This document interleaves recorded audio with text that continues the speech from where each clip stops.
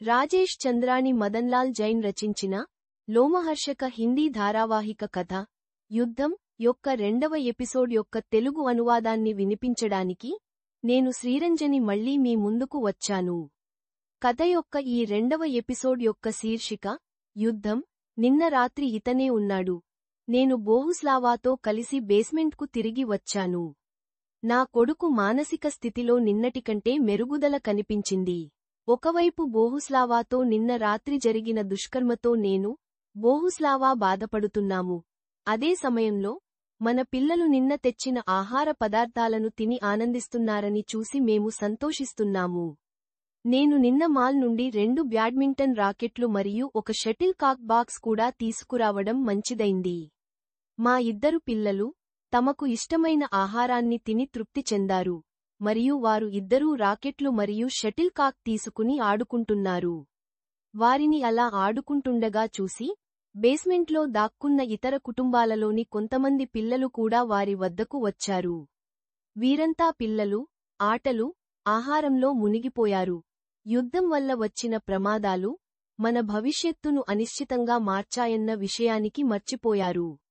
పిల్లలు అలా ఆనందంలో మునిగిపోవడం చూసి బోహుస్లావా కూడా ఇప్పుడు తక్కువ కలత చెందినట్లు కనిపిస్తోంది.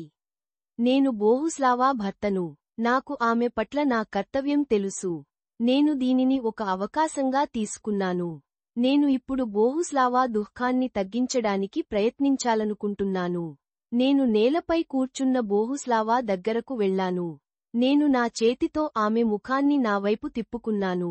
నా వైపు చూసి ఆమె సున్నితమైన హృదయం మళ్లీ కరిగిపోయింది. ఆమె నీలి కళ్లలో కన్నీటి చుక్కలు ముత్యాలలాగా మెరిశాయి. నేను నా చేతులతో ఆమె భుజాలపై ప్రేమగా తట్టాను. ఆ తర్వాత ఆమె అందమైన కళ్లను సున్నితంగా తుడుస్తూ, తెలుసా బోహుస్లావా, గత 5 రోజులుగా భయంతో ఉండటం మరియు ఈ శూన్యత ఉన్న సమయంలో నేను ఏమి అనుభవించానో. బోహుస్లావా నా గుండె యొక్క ఆమె ప్రేమలో పలకరించే హృదయ స్పందనలను అనుభవించింది. ఆమె చాలా సున్నితమైన స్వరంతో, చెప్పండి నా భర్త, అని అంది.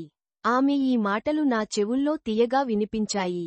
మనం ఇప్పుడు మన గురించి తక్కువ, పిల్లల గురించి ఎక్కువగా ఆలోచిస్తున్నాము. ఈ యుద్ధ సమయంలో మన ప్రాణాలకు ప్రమాదం ఉన్నప్పుడు నాకు నా ప్రాణాల గురించి చింత లేదు.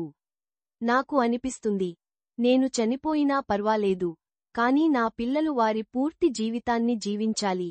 మరియు నా ప్రియతమా, నా పిల్లల తల్లి అయిన నువ్వు, వారిని చూసుకోవడానికి, పెంచడానికి ఎల్లప్పుడూ క్షేమంగా ఉండాలి అని నేను సున్నితమైన స్వరంలో చెప్పాను. నా మాటలు బోహుస్లావాపై ఆశించిన ప్రభావాన్ని చూపాయి. ఆమె మనసులో నిన్న రాత్రి జరిగిన అనాగరికాన్ని గురించి జ్ఞాపకాలు ఈ క్షణాల్లో మాయమయ్యాయి. ఆమె మళ్లీ సున్నితమైన స్వరంలో, బోరిస్కో, ఈ అశుభం గురించి మాట్లాడకు. 2 పిల్లల మరియు నా జీవితానికి నువ్వే ఆధారం. దేవుడు మీకు ఏమీ చేయవద్దు, లేకపోతే మనమందరం అకాల మరణం పొందుతాము, అని అంది. ఇప్పుడు నేను బేస్మెంట్లో మనతో పాటు ఇతర వ్యక్తులు కూడా ఉన్నారని మర్చిపోయాను. నేను మర్యాద గురించి చింతించకుండా బోహుస్లావాను కూర్చున్నట్లే నా గుండెకు హత్తుకున్నాను. ఆ తర్వాత ఆమె నుదుటిని ముద్దు పెట్టుకుంటూ, నా ప్రియతమా, నాకేమీ కాదు. నువ్వు అస్సలు చింతపడకు. నా మాటల ఉద్దేశ్యాన్ని అర్థం చేసుకో. మనకు 2 చిన్న పిల్లలు ఉన్నప్పుడు తల్లిదండ్రుల మనసు ఎలా ఉంటుందో అదే నేను చెప్పదలిచాను. ఇప్పుడు బోహుస్లావా మళ్లీ నా చేతుల్లో ఏడవడం ప్రారంభించింది. ఇప్పుడు ఆమె కళ్ల నుండి కారుతున్న కన్నీళ్లతో అవి నా స్వెటర్ను తడిపాయి. ఆమెకు జరిగిన దుష్కర్మ కారణంగా ఆమె గుండెపై ఉన్న భారం కూడా తొలగిపోతుందని నేను ఆశిస్తున్నాను. ఇప్పుడు ఆమె అపరాధ భావన నుండి విముక్తి పొందగలదు. 5 రోజులలోని ఈ భయంకరమైన ప్రతికూల సమయంలో ఇప్పుడు ఈ క్షణాలు మన గుండె స్పందనలను ఏకం చేస్తున్నాయి. మన ఏకమవుతున్న హృదయ స్పందనల్లో నాకు హిందీ సినిమాలోని ఈ పాట వినిపిస్తున్నట్లు అనిపిస్తుంది. హమ్ జబ్ సిమట్ కే ఆప్కీ బాహోం మే ఆ గయే, లాఖోం హాసిన్ ఖ్వాబ్ నిగాహోం మే ఆ గయే. ఇప్పుడు నేను పందెం వేసి చెప్పగలను, కష్టమైన సమయాల్లో కూడా మనిషికి సంతోషాన్ని కలిగించే కొన్ని క్షణాలు దొరుకుతాయి. ఆ మధ్యాహ్నం మా స్నేహితుడు ఒకరు ఏదో కారణం వల్ల బయటికి వెళ్లాడు. అతను అరగంట తర్వాత తిరిగి వచ్చినప్పుడు అతను మా పురుషులందరినీ పోగుచేసి మన ప్రభుత్వం సాధారణ పౌరులకు శత్రువుతో పోరాడటానికి మెషిన్ గన్లను పంచుతోంది.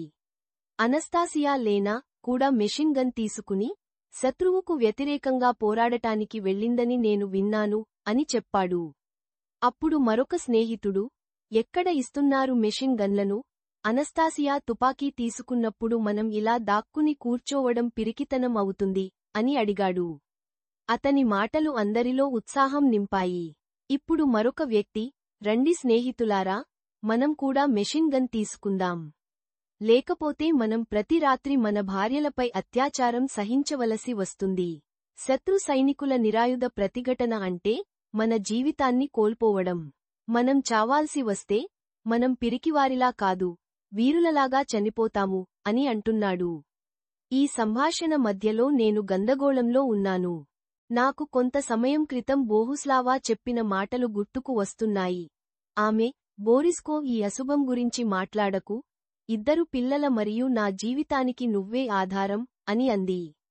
నేను తప్ప మిగతా పురుషులందరూ వెళ్లడం మొదలుపెట్టినప్పుడు నేను కూడా నా పిల్లలను మరియు బోహుస్లావాను నిరాశతో చూస్తూ వారి వెనుక నడవడం మొదలుపెట్టాను. బోహుస్లావా కళ్ల భాష మరియు ఆమె ప్రశ్న నాకు అర్థమవుతోంది. మీరు మమ్మల్ని ఎప్పటికీ వదిలి వెళ్లడానికి వెళ్లడం లేదు కదా అని అడుగుతున్నట్లు అనిపిస్తుంది. మేము దాక్కుంటూ వెళ్తున్నాము.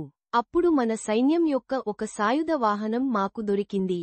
అందులో ఉన్న మన సైనికుల నుండి మా ఐడిలను నమోదు చేసుకున్న తర్వాత మాకు మెషిన్ గన్లు దొరికాయి. మనం రాత్రి సమయంలో అప్రమత్తంగా ఉండాలి. ఈ రాత్రి పెద్ద సంఖ్యలో శత్రు సైనికుల నుండి మనపై దాడి జరిగే అవకాశం ఉంది అని మాకు చెప్పారు. మేము మెషిన్ గన్లు తీసుకుని బేస్మెంట్కు తిరిగి వచ్చాము. బోహుస్లావా మా అందరి వద్ద మెషిన్ గన్లు చూసి దాని గురించి అడిగింది. నేను ఆమెకు దాని గురించి వివరంగా చెప్పాను.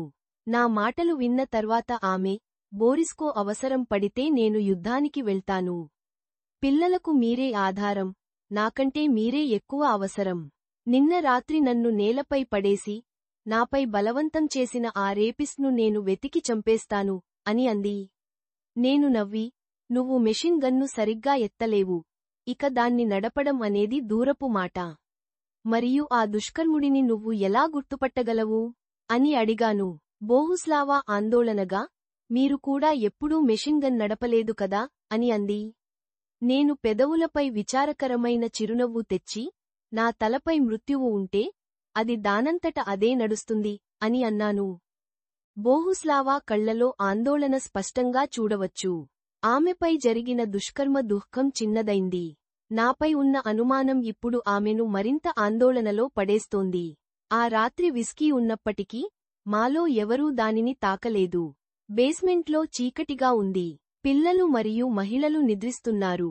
మేము 6 పురుషులు మెషిన్ గన్లు పట్టుకుని అప్రమత్తంగా ఉన్నాము. అర్ధరాత్రి కొంతమంది వ్యక్తుల అడుగుల శబ్దం బేస్మెంట్ మెట్లపై మాకు వినిపించింది. మేము చూసాము, 6-7 మంది వ్యక్తులు మెషిన్ గన్లు పట్టుకుని మరియు టార్చ్ వెలుతురులో చూస్తూ నిద్రిస్తున్న మా మహిళల వైపు వస్తున్నారు. మాకు సరిగ్గా గురి పెట్టడం రాదు. అయినా మేము విచక్షణారహితంగా కాల్పులు ప్రారంభించాము. దాడి చేసిన సైనికులు తిరిగి పారిపోవడం మొదలుపెట్టారు. వారిలో కొంతమందికి బుల్లెట్లు తగిలాయి. కొంతమంది పారిపోవడంలో విజయం సాధించారు. వారి చేతుల్లో నుండి జారిపడిన టార్చ్ను తీసుకుని మేము అన్ని వైపులా వెలుతురు పడేలా చేశాము. అప్పుడు మేము 2 వ్యక్తులు చనిపోయి ఉన్నారని కనుగొన్నాము. మిగతావారు పారిపోయారు. వెలుతురులో చూసి మా అందరికీ ఆశ్చర్యం కలిగింది. ఈ 2 శత్రు సైనికులు కాదు. వారిలో ఒకరిని నేను గుర్తుపట్టాను. అతను నగరంలో ఒక పెద్ద రౌడీ. రెండవ అతను కూడా మనలాంటి ఒక పౌరుడు. అప్పటికి మహిళలు మరియు పిల్లలు లేచి అందరూ మన దగ్గరికి వచ్చారు. టార్చ్ వెలుతురులో చూసి బోహుస్లావా ఒక శవం దగ్గరికి వెళ్ళింది. ఆమె దానిపై 2 కాళ్లతో తన్నింది. ఆ తర్వాత నా వైపు చూస్తూ ఆమె, బోరిస్కో, నిన్న రాత్రి ఇతనే ఉన్నాడు అని చెబుతోంది. 2వ ఎపిసోడ్ ముగిసింది.